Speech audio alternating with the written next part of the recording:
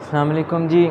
आज हम लोगों ने कोई चैप्टर वगैरह नहीं करना आज, क्योंकि जी काफ़ी लोगों का ना कल एनईटी है, तो मैं चाह रहा था कि उन लोगों को वो चीज़ें बता दूं जो कि इम्पोर्टेंट है। वो अपने आखिरी टाइम के अंदर जो रिवीजन करनी है वो कर लें सारे। मैं उनको पिछले ट्रिक्स फार्मूले रिवाइज़ करा देता हूँ। एक दफ़ा वो ये वीडियो देखेंगे तो उनको पिछली सारी चीज़ें भी रिवाइज़ हो जाएंगी और मैं उनको वो चीज़ें भी बता दूँगा जो उन्होंने अभी करनी है। रात है उनके पास सारी, वो बैठ के सुबह है, सुबह फजर के बाद बैठ के वो सारी चीज़ें 2 घंटे में आराम से आपकी हर चीज़ रिवाइज़ हो जाएगी। मैं वो हर चीज़ बता दूँगा जो आपने रिवाइज़ करनी है, हर फार्मूला सारा डिटेल में मैं बताता रहूँगा। ये आपने आखिरी टाइम में अपना रिवाइज़ करना है। और जो मैंने ट्रिक्स बताई थी वो मैं ख़ुद सारी रिवाइज़ कराऊँगा।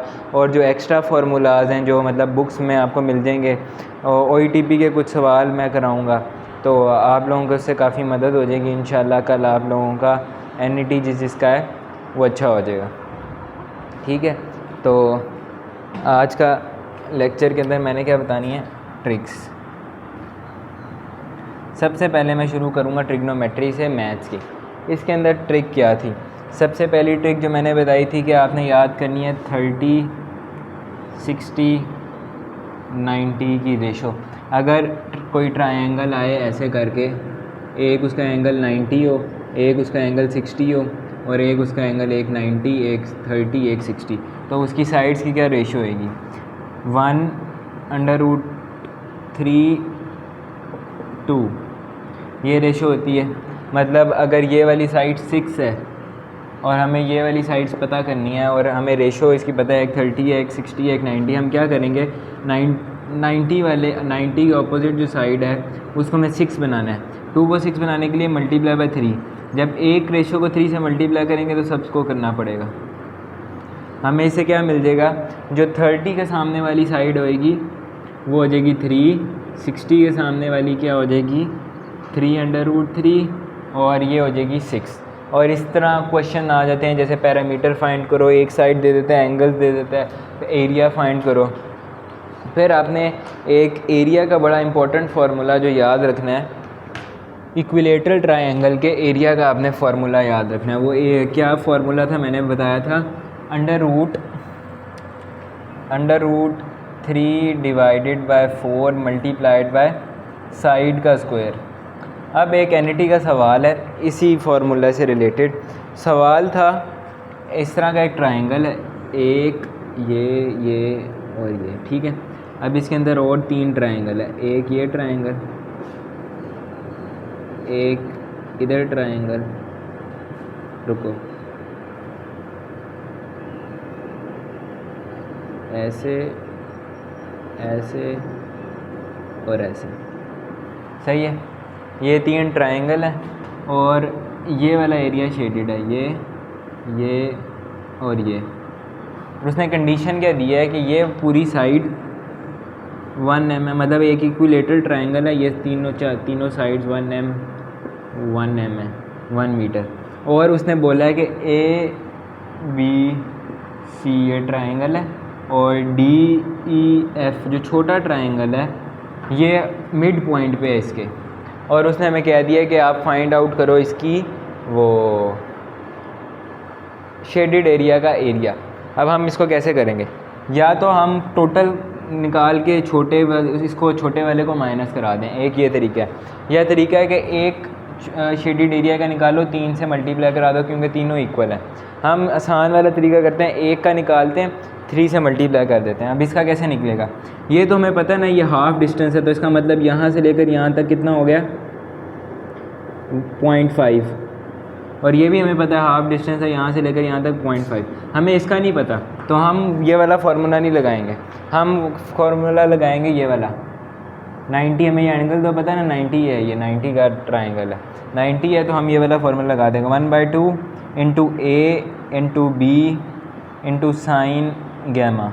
सही है, 1/2, A कितना आ गया 1/2, B कितना आ गया 1/2, और साइन गैमा की जगह साइन 90 और वो होता है 1। इनको मल्टीप्लाई कराओ, ये हो जाएगा 1/8। अब ये हमारे पास आया है सिर्फ एक हिस्से का, एक शेडेड एरिया का, हमने 3 का निकालना है, मल्टीप्लाई बाय 3, तो ये आ गया 3/8। अभी ये मैंने बहुत आराम आराम से आपको समझाने के लिए किया, आप लोगों ने उधर इतनी आराम आराम से नहीं करना, आप लोगों ने इसको थोड़ी पेस के साथ करना है। अगर मैं जल्दी करता तो मैं 10 सेकंड में भी ये कर सकता था, लेकिन मैंने समझाने के लिए आपको आराम आराम से किया। तो आप लोगों ने भी जल्दी करना है, आराम आराम से, स्टेप्स नहीं बनाते रहना, ए लिखूँ पहले बी लिखूँ 1/2 लिखूँ फिर ऐसे करके। दिमाग में ही हो सकता है, दिमाग में ही कर लो, ये तो दिमाग में हो सकता था, ठीक है ना। तो ये इस पर टाइम ज़ाया नहीं करना।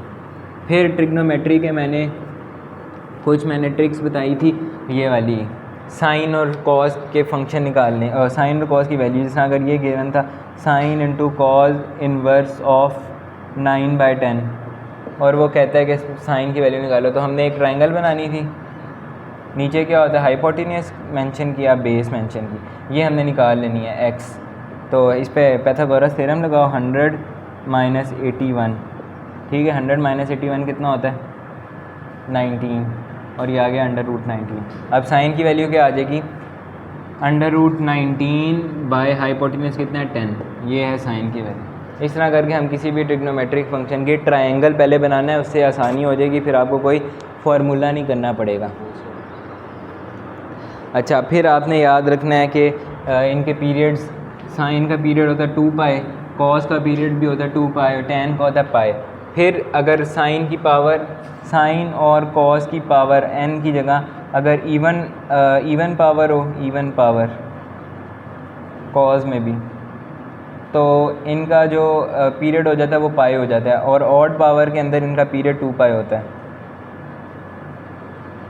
और पीरियड से हम क्या निकालते हैं, अगर हमारे पास चेंज हो जाए थीटा, साइन अगर आ जाए इस तरह 4x, तो हम क्या करते हैं, इस जो मल्टीपल होता है एंगल का, उसको उसके पीरियड से डिवाइड कराते हैं और फिर नया पीरियड आ जाता है। तो इसका पीरियड कितना हो जाएगा π/2, सही है।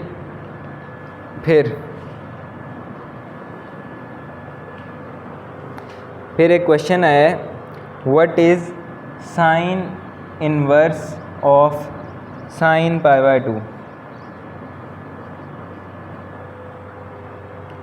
Sign inverse of sine π/2।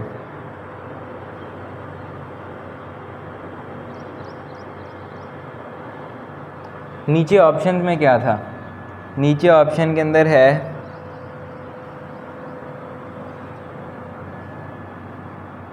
1 beta π/2 radian, Charlie 190 degree, और डेल्टा है बी एंड सी। अब हम क्या करेंगे, सबसे पहले तो देखेंगे ये चीज़ इसकी डोमेन में है कि नहीं। π/2 साइन के डोमेन में आता है और इसका आंसर 1 होता है, तो हमने ये नहीं देखना इसका आंसर 1 होता है तो ये लगा दें डायरेक्ट 1 देख के, ये नहीं करना। हम क्या करेंगे, अगर तो ऐसे फंक्शन साइन इन्वर्स के साथ आ रहा हो, मल्टीप्लाई हो रहा हो उसके एंगल के अंदर, तो हम पहले उसको काट भी सकते हैं, लेकिन उसके लिए कंडीशन क्या होती है, ये उसकी डोमेन सेटिस्फाई कर रही है। तो डोमेन सेटिस्फाई कर रही है, अब ये π/2 रेडियन भी लिख सकते हैं, इसको 90 डिग्री भी लिख सकते हैं, तो ये दोनों ऑप्शन है। तो हमने चारों ऑप्शन पहले पढ़ने हैं, उसके बाद गौर से ये वाला डी ऑप्शन लगा देना है, सही है। फिर एक नेक्स्ट के अंदर सवाल आता है, वो मैंने पहले किसी उसमें नहीं कराया क्योंकि वो किसी में आता नहीं है, किसी भी चैप्टर के अंदर उसकी डिस्कशन नहीं है, लेकिन वो अलग से इस तरह सवाल आता है। वो सवाल क्या है कि number of total sum of external angles, sum of internal angle of a polygon.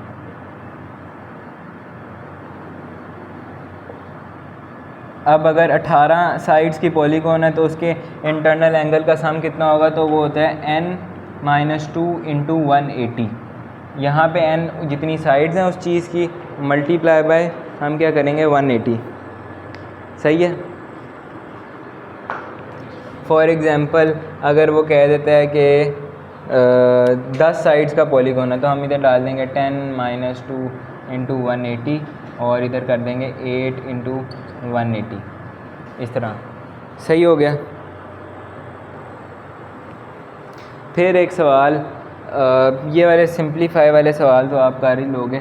फिर आपने कुछ फार्मूलाज याद रखने नाम के साथ, जिस तरह लॉ ऑफ कोसाइन क्या है, लॉ ऑफ कोसाइन है cos alpha minus beta, cos alpha cos beta plus sine alpha sine beta. इसी तरह आपने साइन लॉ याद करना है, प्रोजेक्शन लॉ याद करना है। वो सारे लॉज क्योंकि बुक में लिखे हैं इसलिए वो मैं यहाँ नहीं रख रहा, उससे टाइम वेस्ट होगा। अभी मैं सिर्फ ट्रिक्स बताऊँगा। और पेपर के अंदर डायरेक्ट सवाल आया था what is cosine law, what is sign law, और एक आया था what is fundamental law of trigonometry. जो अभी लॉ लिखवाया था ये इंपॉर्टेंट था और इसी को ही कहते हैं फंडामेंटल लॉ ऑफ ट्रिग्नोमेट्री, इस वजह से मैंने लिखवाया था, तो ये याद होना चाहिए। उसके बाद हाँ, उसके बाद ये बड़ा अच्छा सवाल है, कॉज 2 थीटा। वैसे तो सबको पता ही होता है cause square theta minus sine square theta, लेकिन इसको और तरह से भी लिख सकते हैं। इसको हम ऐसे भी लिख सकते हैं 1 माइनस 2 साइन स्क्वायर थीटा, ये भी याद करने वाली चीज़ें। और इसको हम इस तरह भी लिख सकते हैं cos 2 cos square theta minus 1। एक और तरीका भी इसको लिखने का है 1 minus ten square theta divided by 1 plus ten square theta. तो ये सारी पॉसिबिलिटीज़ हैं, ये सारी पॉसिबिलिटीज़ ऑप्शन के अंदर आ सकती हैं कंफ्यूज करने के लिए, तो इसका आंसर ऑल ऑफ दीज होगा। ठीक है, अब ज़्यादा टाइम ये ट्रिग्नोमेट्री पे वेस्ट नहीं करेंगे, मैंने वो ट्रिक सारी बता दी हैं जो इम्पोर्टेंट थी। फिर आप लोगों ने कौन सा अगला चैप्टर आता है, उसके बाद चैप्टर आता है हाँ, फिर आप लोगों ने वो जो परम्यूटेशन वाला चैप्टर किया उसके अंदर ये वाली ट्रिक याद रखनी है, ये डैशेस वाली, कि कोई भी चीज़ आ जाए जिस तरह वो अगर 7, 8, 9, 10, 11, मैं इसमें सारे केसेस रिवाइज़ करा दूँगा। वो कहते हैं 3 डिजिट नंबर बनाओ इन टर्म्स के साथ। पहले हम गिन लेंगे कितने हैं, 1, 2, 3, 4, 5। अब अगर देखेंगे रेपिटिशन अलाउड है कि नहीं अलाउड। रेपिटिशन अलाउड होएगी तो वो क्वेश्चन में मेंशन करेगा, अगर रेपिटिशन नॉट अलाउड होएगी तो वो क्वेश्चन में मेंशन ना भी करे तो आपने यही समझना है कि रेपिटिशन नॉट अलाउड है। तो यहाँ पे आएगा 5, 4, 3, तो ये हो जाएगा 5 4s are 20, 23s are 60। तो 60 ऐसी टर्म्स बन सकती हैं जो कि 63 ऐसी टर्म्स बन सकती हैं डिफरेंट। लेकिन अगर बोले how many codes can be form from these, तो आपने क्या करना है कि बस 5 × 5 × 5 कर देना, 125 आ जाएगा। लेकिन अब अगर केस चेंज हो जाए, केस यहाँ पे आ जाए 0 0। अब 0 एक ऐसा टर्म है क्योंकि अगर हमने 3 डिजिट नंबर बनाना है ना तो 0 पहले डिजिट पे नहीं आ सकता। अगर मैं 0 पहले डिजिट पे बना दूं तो वो 3 डिजिट तो नहीं बनेगा, ये तो 2 डिजिट है 19। 0 का तो कोई फ़ायदा नहीं है शुरू में आने का, तो 0 शुरू में नहीं आ सकता। तो शुरू में हम सिर्फ 4 लिख सकते हैं, फिर इधर एक यूज़ हो जाएगा, पीछे कितने रह गए, फिर 4 रह गए, और इधर 3, तो 4 4 16, 16 3 48। तो ये 0 जब आता है तब ये कंडीशन हो जाती है, चेंज हो जाती है थोड़ी सी, तो इस चीज़ का ध्यान रखना है। फिर अगर वो एक और कंडीशन साथ दे दे कि only even numbers can come, only a even number form a even 3 digit number from these digits। ठीक है, अब इवन कितने, 1 और 2, तो 2 तो इधर आ गए सिर्फ, सही है। अगर 2 इधर आ गए, 1 यूज़ हो गया, इसका मतलब पीछे कितने रह गए, 1 2 3, फॉर एग्जांपल ये यूज़ हो गया 1 2 3 4 इधर आ गए, फिर पीछे कितने रह गए, 3, फॉर एग्जांपल अगर ये 7 यूज़ हो गए, 3 है, 1 2 3। अब इन 3 में से हम तीनों तो नहीं यूज़ करते, 0 तो शुरू में नहीं आ सकता, 2 यूज़ करते हैं, 2 आ गया, कितना होगा, 2 4 8, 8 2 16, सिर्फ 16 इवन नंबर्स बना सकते हैं। और टोटल में से माइनस कर दो तो हमारे पास ऑड भी आ जाएंगे, ऑड कितने बनते हैं, ठीक है। तो इस तरह करके आपने निकालना है। अब इसके अंदर एक क्या ट्रिक होती है, इसमें एक ट्रिक आती है कि अगर आपको कोई एक चीज़ का वो दे दे, वो कहे कि आपने अदर देन, वो बोल दे कि अदर देन 3, एक ऐसे उसने बोल दिया 5 8 7 6 5 4 3 2। अब आपने कोई ऐसी टर्म बनानी है जिसके अंदर 3 आए ही ना, तो आप इस तरह क्या करोगे, पहले टोटल निकालोगे, टोटल कितनी होंगी, 1 2 3 4 5 6 6 5 4, 6 5 30, 34 120, टोटल आ गई। फिर आपने वो निकालनी है जिसके अंदर 3 इन्वॉल्व था, तो 3 अगर मैं एक जगह फ़िक्स कर दूं, मतलब तीनों जगह तो आ सकता है, इधर इधर इधर, लेकिन मैंने एक जगह फ़िक्स करके मैं 3 से मल्टीप्लाई करा दूँ। अगर मैंने 3 इधर फ़िक्स किया तो इधर सिर्फ 3 आएगा, उसके अलावा 1 2 3 4 5 4, ठीक है। ये कितने 5 4 20, और तीनों जगह 3 आ सकता है, 20 × 3 60। अब मैं टोटल में से ये माइनस कर दूँ 120 - 60, तो मेरे पास अदर देन 3 वाली टर्म्स आ जाएंगी। तो इस तरह का भी ये भी ट्रिक है कि आपने अगर अदर देन कोई टर्म निकालनी है पहले उस टर्म का निकालो और टोटल में से माइनस कर दो। ये वाली ट्रिक यूज़ होती है वो प्रोबेबिलिटी वाले के अंदर, जब हम पढ़ते हैं ना कि टोटल। हाँ, एक ये बड़ा इंपॉर्टेंट सवाल आया था, सवाल था P of an event plus P inverse of an event is equal to, तो ये हमेशा 1 होता है, 1। सही है, और यही मैंने ट्रिक यूज़ की थी और इधर इसको मैंने ऐसे लिख लिया था 1 माइनस P इनवर्स, टोटल में से एक माइनस कर दो। सही है, वो जो टर्म्स है वो माइनस कर दो। फिर परम्यूटेशन। अच्छा, परम्यूटेशन में एक सवाल आता है बॉल्स वाला, कि वो कहता है कि ये आपके पास वो है एक बॉक्स है, उसके अंदर 20 बॉल्स हैं जिसमें से 10 रेड हैं, 2 ग्रीन हैं, रेड ग्रीन और 8 ऑरेंज हैं, और वो कहते हैं आपने 2 निकालनी है। अब इसके अंदर भी 3-4 केस आते हैं, वो कहते हैं 2 इकट्ठे निकालनी है। अब 2 इकट्ठे निकालनी है आपने, तो क्या प्रोबेबिलिटी है कि एक रेड हो और एंड ऑरेंज हो। तो आपने क्या करना है 10/20 मल्टीप्लाई बाय 8/20, ठीक है। लेकिन अगर वो कह देता है आपने एक निकालने के बाद दूसरी निकालनी है, मतलब एक निकाल ली उसके बाद दोबारा निकालनी है, तो इधर से एक माइनस हो जाएगा, ठीक है। फिर अगर वो कहता है आपने एक निकाल लिया और उसको वापस रख दिया है, रिप्लेस कर, फिर वो एक कंडीशन देता है, वो कहता है कि आपने रेड निकालनी है दोनों, लेकिन आपने एक निकाली और फिर वापस रख दी है, मतलब एक निकाल के वापस रखी और दोबारा क्या प्रोबेबिलिटी है कि रेड निकले। तो आप क्या करोगे 10/20, फिर दोबारा रख दी तो दोबारा 10/20 इस तरह। और अगर वो इजाज़त ना दे दोबारा निकालने की तो होगा 10/20 मल्टीप्लाई बाय 9/19, ठीक है। इस तरह करके आपने ये सॉल्व करना है। स्टैंडर्ड केस क्या होता है कि आप उसको दोबारा नहीं रखते, ठीक है ना। आपने उसको एक दफ़ा निकाल लिया तो आप उसको दोबारा अंदर पुट नहीं करोगे, अगर दोबारा पुट करना होगा तो वो आपको क्वेश्चन में मेंशन करेगा। फिर आपने इसी चैप्टर के अंदर वो वाली ट्रिक याद रखनी है कि अगर 2 डाइस हमने रोल कराई और वो कहता है what is the probability of getting a sum of 8, तो उसके लिए आपने कौन सी ट्रिक यूज़ करनी है, आपने वो ट्रिक यूज़ करनी है कि अगर 2 का सम होगा तो हमारे पास 1 होगा, 3 सम होगा तो हमारे पास 2 आएंगी, 4 होगा तो हमारे पास 3 आएंगे, और ये अप टू 1 चलता रहेगा 7 तक। 7 पे आगे 6 हो जाएगा। अब 8 दोबारा से रिवर्स कर दो, 8 पे हो जाएगा 5, और ये ऊपर आते आते 12 पे आ जाएगा 1 ओनली। और अगर 8 है, 8 पे क्या था 5, तो 8 का आंसर क्या आएगा 5/36। ये प्रोबेबिलिटी है सम ऑफ गेटिंग 8। एक ये ट्रिक थी। फिर बायनोमियल के अंदर वो बड़ी इंपॉर्टेंट ट्रिक थी। बायनोमियल के अंदर एक तो वो फाइंड करने की, कोफिशिएंट फाइंड करने की। अगर ट्राइनोमियल आ जाए x² y³ और z6, इसका ट्राइनोमियल फाइंड करना है तो आपने बस इसकी टर्म्स को पहले ऐड कर लेना है। टोटल कितने हैं 5 + 6 11, ऊपर आ जाएगा 11 फैक्टोरियल डिवाइडेड बाय 2 फैक्टोरियल, हर उसकी पावर 3 फैक्टोरियल 6 फैक्टोरियल। सही है। फिर आपने क्या करना है, फिर आपने अगली ये वाली आपने याद रखनी है 1 + x⁻⁻1 आ जाए तो आपने इस पर सीरीज़ लगानी है, ये वाली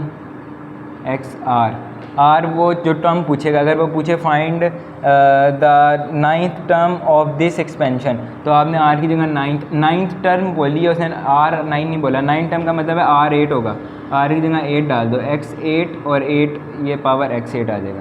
इसी तरह मैंने बाकी 6 और कंडीशन बताई थी, वो 6 की 6 आपने याद करनी है। पिछली वीडियो देख लेना इसकी एक दफ़ा, बड़ा इंपॉर्टेंट, मैंने इसके अंदर बहुत सारी चीज़ें बताई थी। सही है। फिर आपने कॉनिक्स के अंदर जो मैंने टेबल बनाया था वो एक दफ़ा अच्छी तरह करना है, और उसके बाद वो जो ट्रिक थी टेंजेंट निकालने की, अगर ये है x² / a² + y² / b² = 1, आपने इसको रिप्लेस कर देना x × x1 a divided by a², y × y1 divided by b²। ये ट्रिक क्या थी, कोई भी कोने को आपने रिप्लेसमेंट क्या करनी है, उसके लिए रिप्लेसमेंट आपने ये करनी है, x² को रिप्लेस करना है x1 y1 से। x1 क्या होगा, जो वो देगा पॉइंट्स, अगर 2 1 दिए हैं तो ये होगा x1 और ये होगा x2, और y² की जगह आपने करना है y1 y2 y1 y, और 2y की जगह आप लोगों ने करना है y + y1, और 2x की जगह करना है एक्स प्लस एक्स वन, और ये 2x और 2y आएगा कहाँ, ये आएगा हमेशा पैराबोला में। पैराबोला में जब ये आता है ना 4ay, तो आपने इसको किससे रिप्लेस कर देना है, x1 y1, और इसको ब्रेक कर देना 2a और 2y में। जब 2y में ब्रेक होगा तो 2y कन्वर्ट हो जाएगा y प्लस y1 में, सही है ना। फिर आपने ये वाली जो भी वो देगा, अगर ये इसको ही हम ले लें तो x1 की जगह 2x आ गया और y1 की जगह 1 आ गया, ऐसे ये हमारे पास आ गई है टेंजेंट की इक्वेशन। और टेंजेंट की इक्वेशन अगर हम सिंपल निकाल लें तो कैसे निकलती है, हमने सिंपल क्या लेना है, सबसे पहले डेरिवेटिव से हमारे पास आ जाएगा m क्या होती है, स्लोप, एम एक्स प्लस सी हमारे पास क्या होती है, कंडीशन ऑफ टेंजेंसी। मैंने हर कॉनिक की अलग अलग कंडीशन ऑफ टेंजेंसी लिखवाई थी, ये एक वैसे इक्वेशन होती है टेंजेंट की, हर उसकी अलग अलग कंडीशन ऑफ टेंजेंसी होती है, वो भी याद करनी है, वो भी बहुत इंपॉर्टेंट है। हर कॉनिक की अलग अलग कंडीशन ऑफ टेंजेंसी है, सिर्फ वो भी पूछ लेता होता है। फिर आपने कुछ मैक्लॉरेन सीरीज़ याद करनी है। मैक्लॉरेन सीरीज़ कौन कौन सी याद करनी है, एक तो EX की मैक्लॉरेन सीरीज़ याद करनी है, वो होती है 1 + 1 / 1 + 2/2 और इस तरह sworn up to n/n factorial, सही है। फिर आपने एक मैक्लॉरेन सीरीज़ याद करनी है sin x की और cos x की, क्योंकि ये बहुत इंपॉर्टेंट है।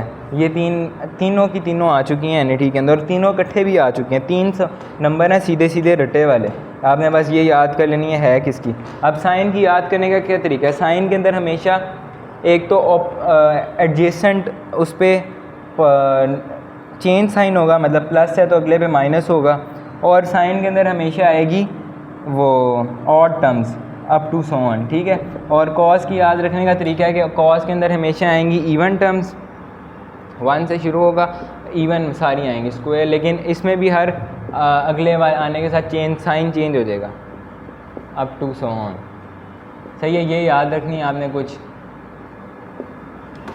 फिर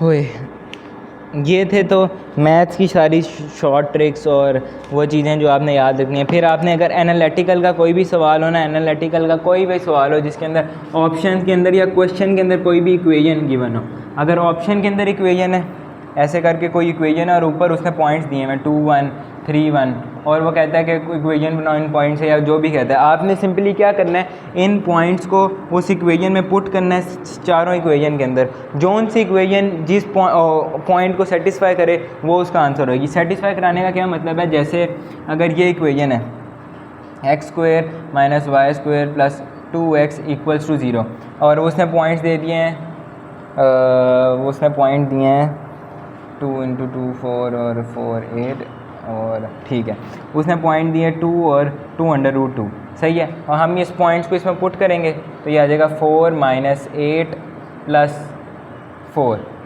और ये 0 बन रहा है, तो ये इक्वेशन सेटिस्फाई हो, ये इक्वल सेटिस्फाई हो। अगर ये सेटिस्फाई ना होता तो ये पॉइंट ना होता, और अगर ये सेटिस्फाई हो रहा है तो ये पॉइंट इस इक्वेशन का है। तो आपने हर सवाल जिसके अंदर भी इक्वेशन और पॉइंट आ जाए, आपने ये वाली ट्रिक लगानी है, आपने उसके अंदर पॉइंट पुट करना है, जौन सी इक्वेशन या जौन सा पॉइंट उसको सेटिस्फाई कर रहा होगा वो उसका आंसर होगा। कॉनिक्स में भी आपने यही करना है। अगर आपको कोई सवाल आपको करने की समझ नहीं लग रही और आपको पता है कि उसने पॉइंट दे दिया है, तो आपने चेक करना है उस पॉइंट को ऐसी इक्वेशन के साथ जो उसको सेटिस्फाई कर रहा हो, तो वही उसका आंसर होगा 100%।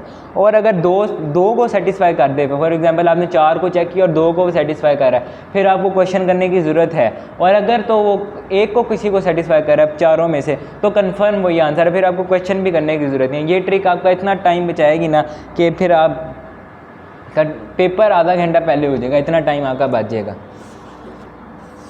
सही है। ये वाली ट्रिक मैंने बता दी है। फिर आप लोगों ने एक दफ़ा ये सारे फार्मूलाज याद कर लेना ट्रिग्नोमेट्री की डोमेन रेंज आप लोगों ने याद करनी है। फिर आपने बायनोमियल की जो मैंने ट्रिक्स बताई थी वो सारी याद करनी है। बायनोमियल का एक तो सिंपल वाला फार्मूला है, वो जनरल फार्मूला क्या है, समेशन NCR A⁻n−R BR, वो वाला याद करना है, सही है। फिर आपने कुछ फैक्टोरियल्स याद कर एक दफ़ा रिवाइज़ कर लेना, मैंने बताया था 0 से लेकर 10 तक, वो रिवाइज़ कर लेने हैं। फिर चैप्टर 6 बहुत इंपॉर्टेंट है, इसके फार्मूलाज याद कर लेने हैं।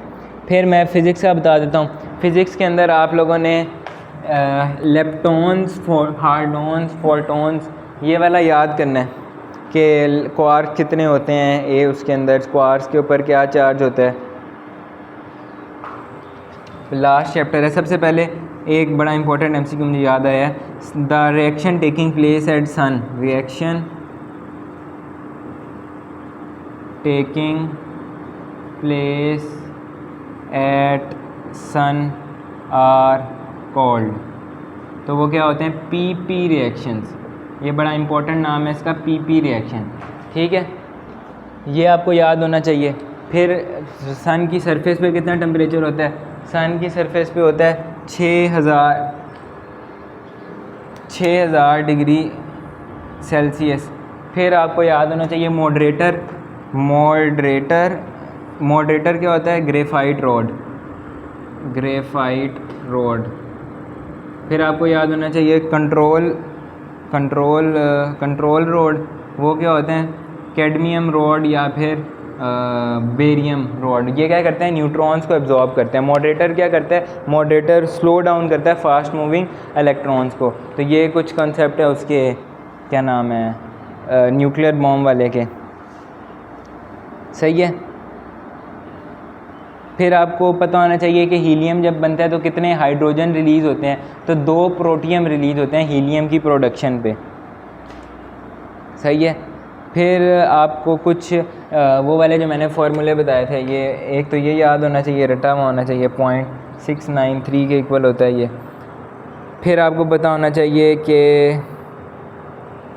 हाँ 1 मीटर किसके इक्वल होता है, 1 मीटर कितने इंच के इक्वल होता है,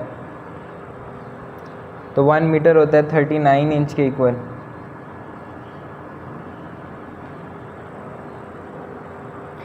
फिर अभी मैं फ़िज़िक्स बता रहा था, फ़िज़िक्स के अंदर वो डिटेक्टर्स सारे याद करने के, रिवर्स बाइस किसके अंदर होता है, सॉलिड स्टेट डिटेक्टर के अंदर।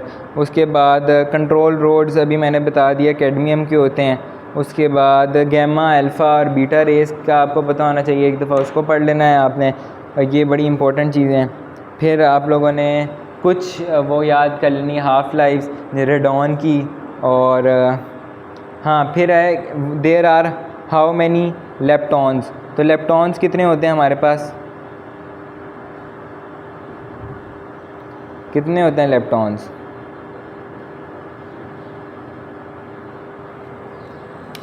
6 होते हैं हमारे पास लेप्टॉन्स, नंबर ऑफ लेप्टॉन्स, तो लेप्टॉन्स का नंबर 6 होता है। एक ये चीज़ याद होनी। फिर कैंसर को ट्रीट करने के अंदर कोबाल्ट यूज़ होता है। फिर अप क्वार्क के ऊपर कितना चार्ज होता है, अप क्वार्क के ऊपर 2/3 चार्ज होता है अप क्वार्क, और डाउन क्वार्क में -1/3 चार्ज होता है। मैंने बताया था कितने क्वार्क्स होते हैं, 6 क्वार्क्स होते हैं। पॉजिटिव वाली जिनकी कॉनोटेशन है वो सारे पॉजिटिव होंगे उनका साइन, जिनकी नेगेटिव कॉनोटेशन है उनके चार्ज भी नेगेटिव होंगे। और प्रोटॉन और जो होता है न्यूट्रॉन, वो 3 क्वार्क से मिलके बनता है। 2 जो प्रोटॉन होता है वो 2 अप क्वार्क और 1 डाउन क्वार्क से मिलके बनता है, और जो वो होता है न्यूट्रॉन वो 2 डाउन क्वार्क और 1 अप क्वार्क से मिलके बनता है, सही है। ये फिज़िक्स है, ये वाला चैप्टर आप लोगों ने सही तरह करना है। फिर उससे ऊपर वाला लास्ट 3 चैप्टर थी तो आपने रीडिंग लाजमी करके जानी है। फिर उसके बाद आपने इलेक्ट्रोस्टैटिक्स की सवालों की प्रैक्टिस, जो OETP के अंदर है ना 60 सवाल, आपने वो OETP के इलेक्ट्रोस्टैटिक्स के सवाल करने हैं।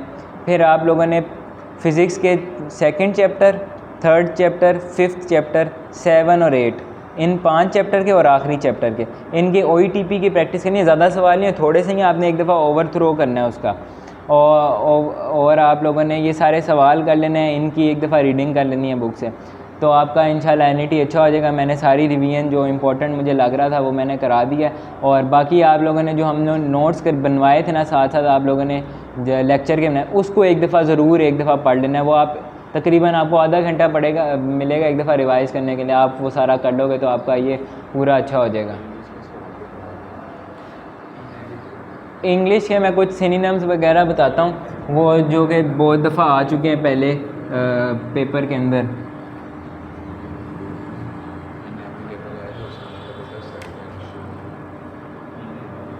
एक है इनएविटेबल, ये NET 4 के अंदर आया था। इसका सिनोनिम या मतलब होता है श्योर, सही है। फिर आपने यही वाले सारे सिनोनिम्स और एंटोनिम्स जो OETP के अंदर तकरीबन 200 हैं, तो आपने एक दफ़ा सारे पढ़ लेने हैं। अभी बहुत टाइम है NET के अंदर, मतलब 7-8 घंटे हैं आपके पास, अच्छी तरह आप ये सब कुछ कर सकते हो। इसी तरह के सारे वर्ड्स आपने देख लें, वो सारे वर्ड्स मैं ग्रुप में भेज भी दूंगा, वो भी आपने पढ़ने हैं। और ये वाली वीडियो तो लाजमी तौर पे आप लोगों ने देखनी है। इसके अंदर मैंने तमाम पिछली सारी वीडियोज़ की जो ट्रिक्स मुझे याद आ रही थी वो मैंने करा दी है। बाकी आप लोगों ने अपने नोट से देखनी है सारी ट्रिक्स, और जो मैंने चैप्टर्स बताए हैं वो लाजमी रीड करने हैं, और उनकी एक दफ़ा वीडियो अगर देख सकते हो तो देख लेना, छोटी है तो। सही है।